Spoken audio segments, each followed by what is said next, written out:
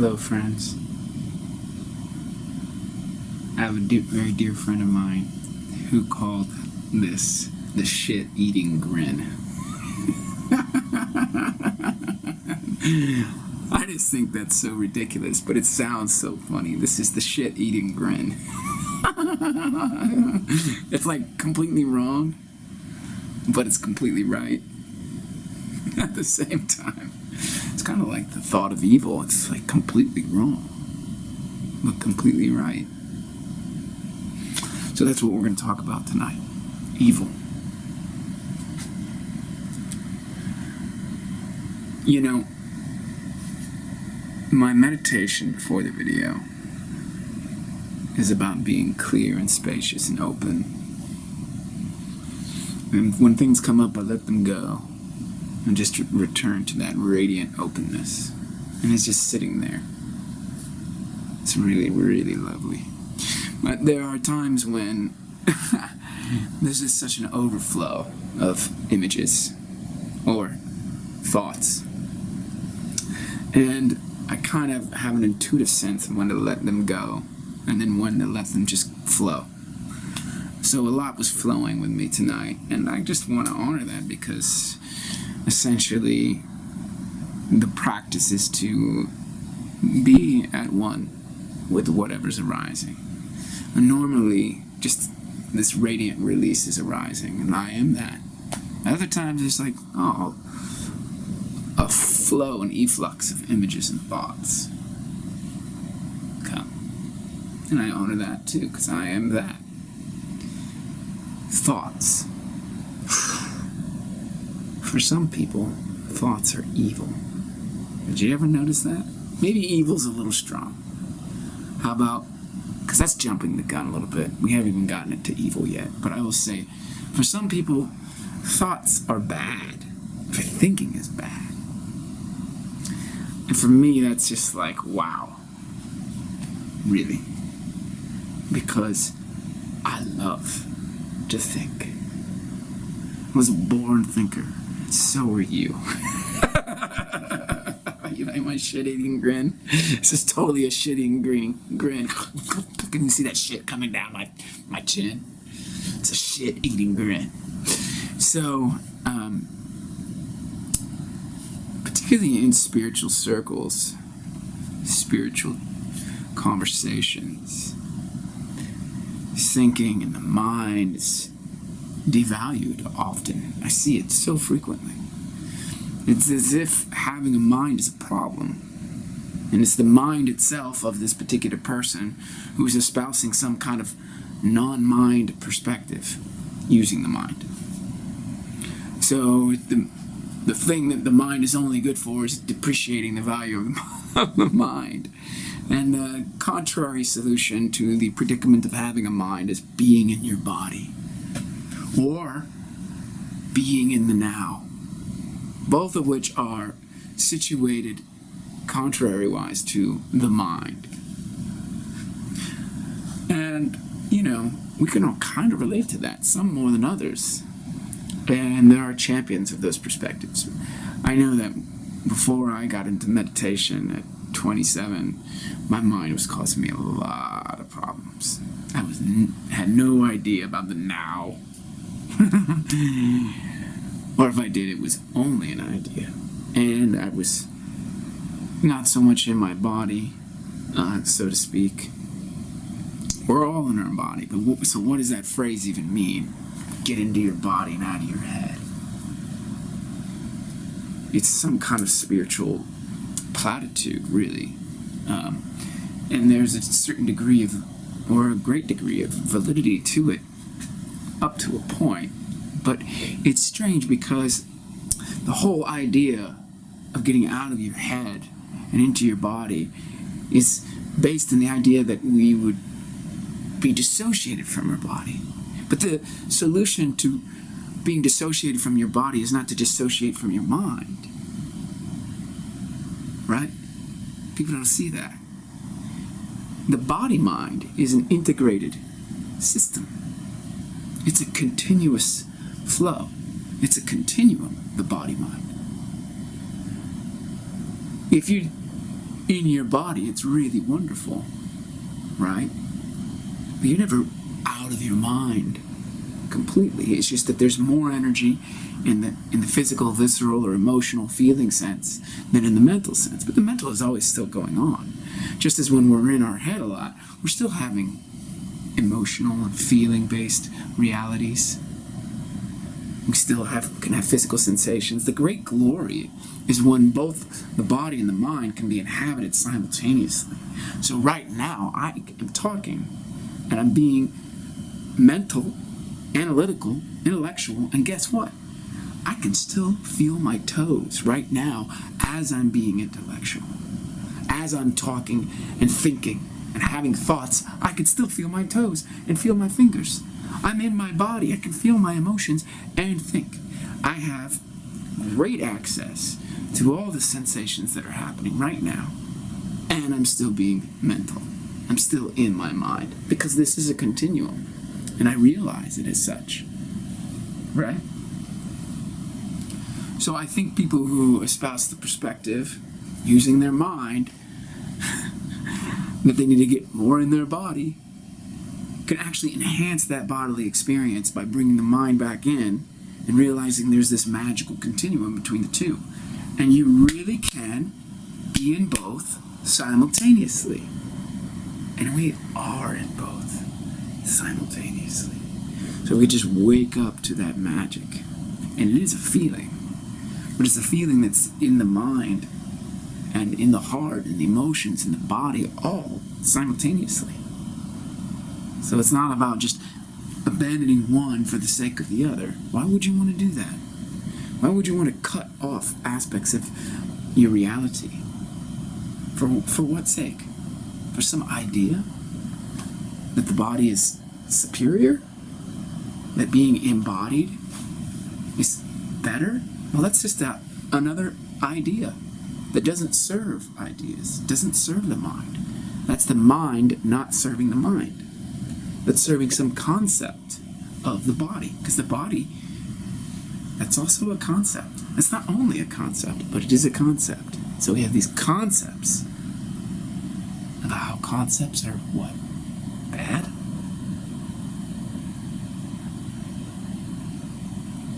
Concepts are good. Concepts are amazing. Concepts are miracles. Every time you have a concept in your mind, it's a miracle.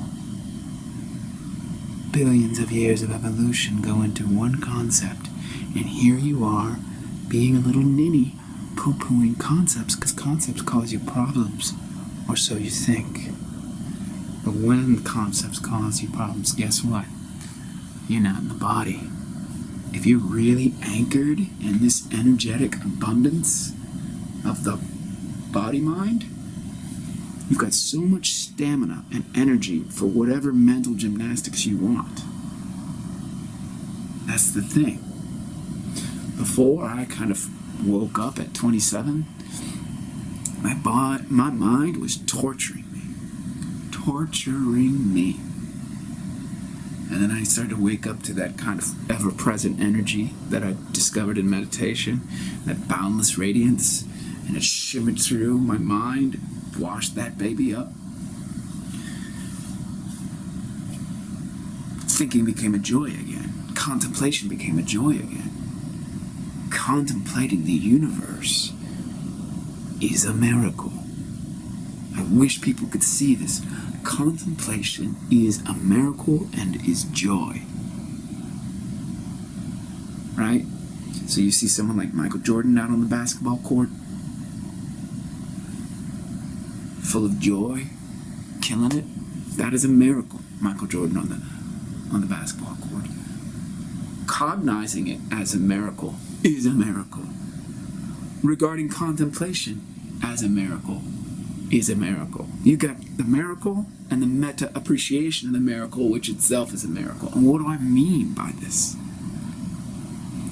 Well, you can realize a state of consciousness or awareness where things self-evidently liberate as this form of luminosity. And it's connected to all these other forms of luminosity. And there's a radical interpenetration of radiant release.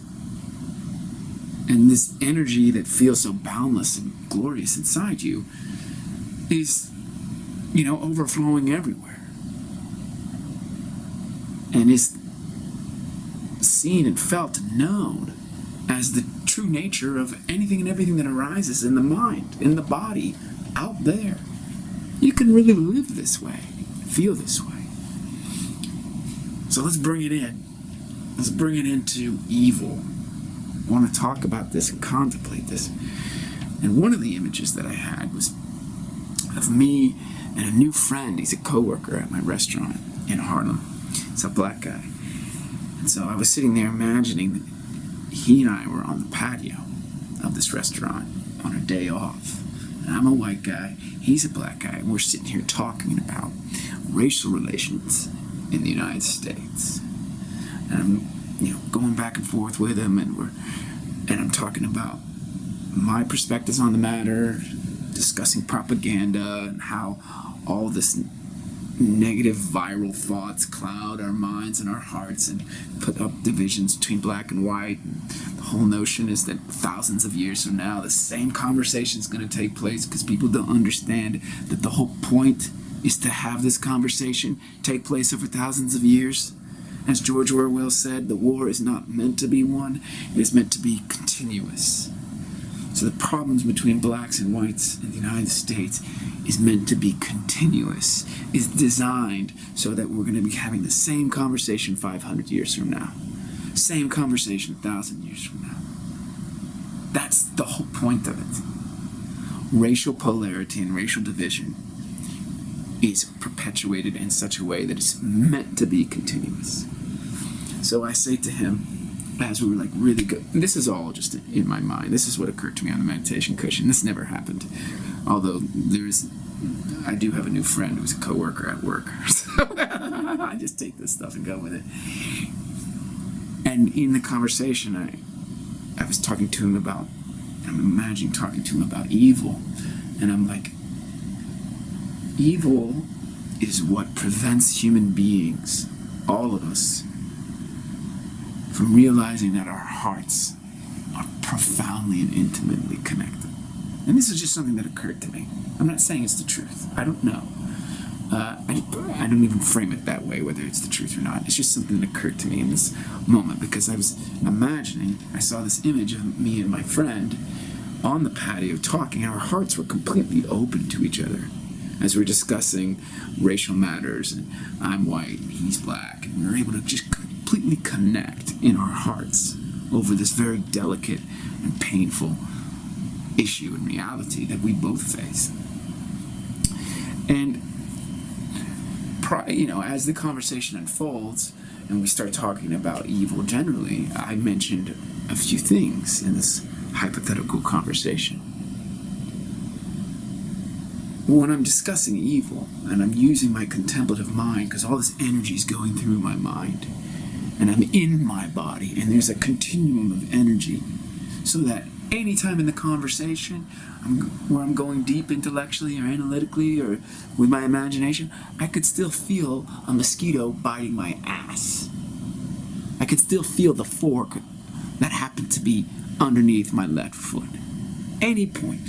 And if someone comes up beside me, I can all of a sudden feel that presence.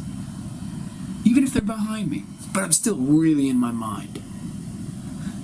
I'm so attuned for the whole spectrum of possibilities of this body-mind. So there's no exclusivity where I can only be in my mind or only in my body, and one is good and one is bad. No. So we're there. And actually, this is the way I am now in this conversation with you, or in this monologue. And I'm saying to him, listen, man, here's an example of evil. An American soldier is brainwashed in the late 60s, early 70s. He goes over to Vietnam, and he's in a rural village, and he shoots a baby in the head in front of the baby's mother. That is evil. Because that soldier was brainwashed And that mother will feel immeasurable anguish for the rest of her life over losing her child, and especially to such a wanton, indiscriminate, sadistic act. So the very forces that brainwash that soldier are evil. And that act is evil. Now, that's my perspectivizing as a contemplative. I perspectivize it thus. The Vietnamese mother may not even use that word evil in her Vietnamese language. She may not use that, but I would use that. And so then that takes us deeper into the inquiry, because it's my feeling of what that event is. And what is it in this case? Well, the evil act is something that's very, very, very bad, and is created by ignorance, and this very, very, very bad activity creates tremendous, tremendous suffering. So we can rationalize. There's no end to rationalizing ignorant acts that cause tremendous, tremendous suffering. We can rationalize what I'm calling evil. But that's bullshit. It will always be bullshit. There will never be, in that mother's mind, nor in my mind, a rationalization of murdering her innocent baby right in front of her. Here's another image. So, what I'm asking you to do is consider whether that's actually evil or not, and whether you will need a rationalization to excuse the existence of that act. And what does that say about you or me or us or people when we rationalize truly evil things?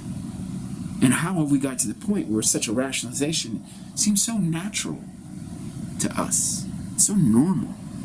Oh, well, blah, blah. How is it that we've got to the point where we accept 2 atomic bombs being dropped on Japan? How has that become normalized in our consciousness? Well, it's our education. And we have all these reasons for why that's okay. Right? All of them. We can always do. It's amazing how pathology has been normalized by our education, by our media, by our entertainment. And guess what? That's evil, in my opinion. When pathology, psychosis is normalized, that is pathological. That's evil. Because you know what? As far as I know, I've never done anything evil.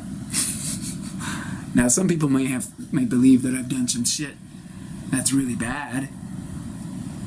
Usually that's in the romantic context, and it's not about cheating or anything like that. It's just like we saw things differently and we broke up, and oh, now I'm really bad. Well, everybody does that. Is everybody evil in that way? And I don't think so. But another example is, let's say that you have a farm.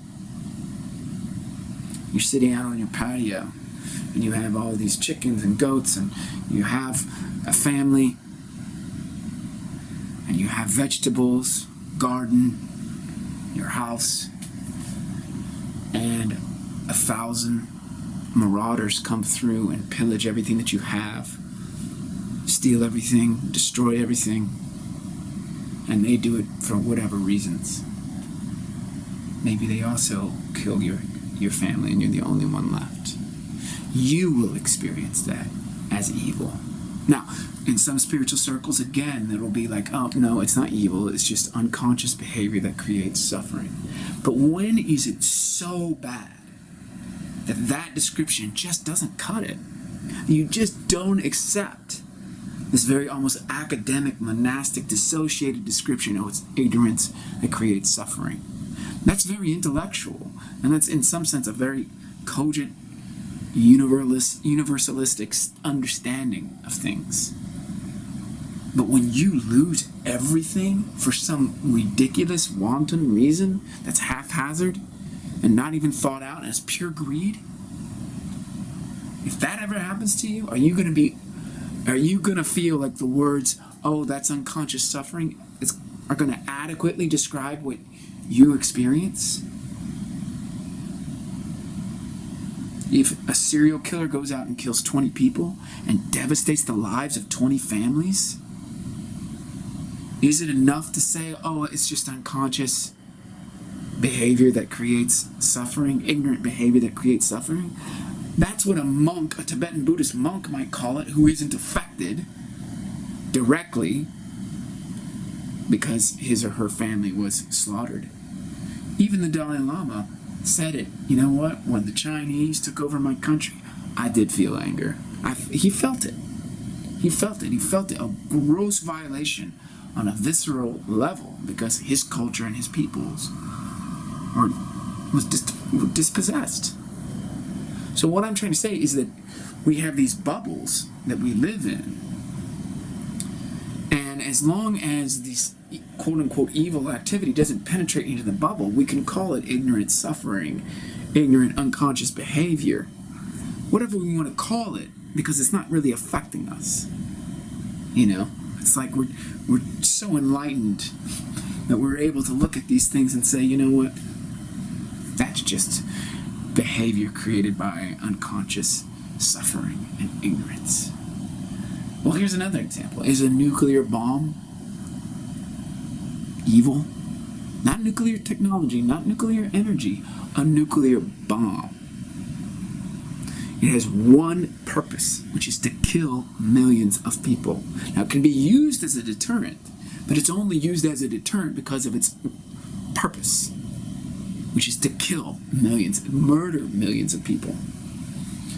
I would argue the very existence of that technology, that is evil. Evil. It can be used as a deterrent, but its existence is evil. Then there's like another example, 12 Monkeys, if you've ever seen that. There's a dude who basically has this airborne pathogen, and he spreads it around the world by flying from airport to airport and releasing it in different countries around the world. And he kills billions of human beings, almost exterminates the species. Is that evil? Or is that just ignorant behavior? Is that unconscious suffering? Do you see what I'm saying? How bad is really, really, really bad?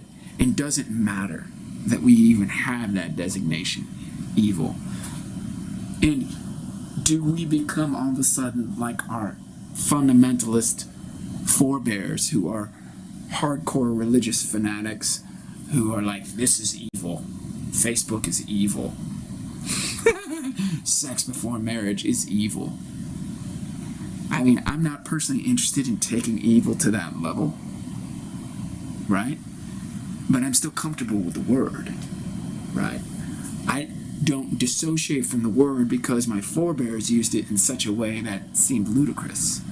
There is something that happens that is so bad that evil is the only word to describe it.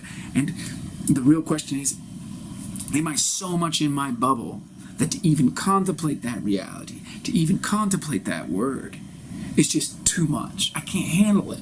I can't handle it. I need to go back to whatever activity makes me good, feel good, or just makes me good. I just can't handle it. I don't have the stamina to contemplate, to think that deeply about something that's just so painful. All I want is my love and light, right? And if we stay in our bubble, that's our prerogative. But that doesn't mean that really, really insidious behavior doesn't exist outside of that bubble. It just means that we're not looking at it.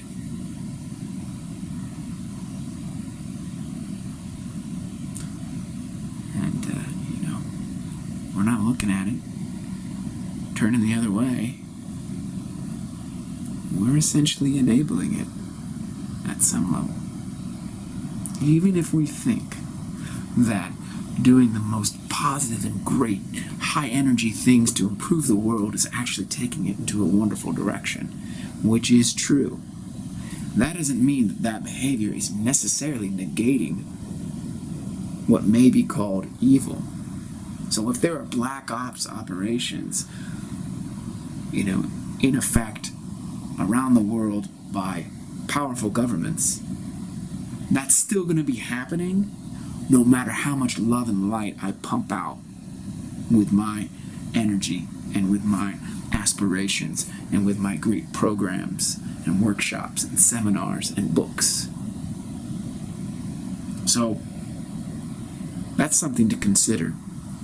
And for me personally, I am able to carry simultaneously these two modalities of acknowledging the presence of evil and not negating its reality while pumping out the love and light.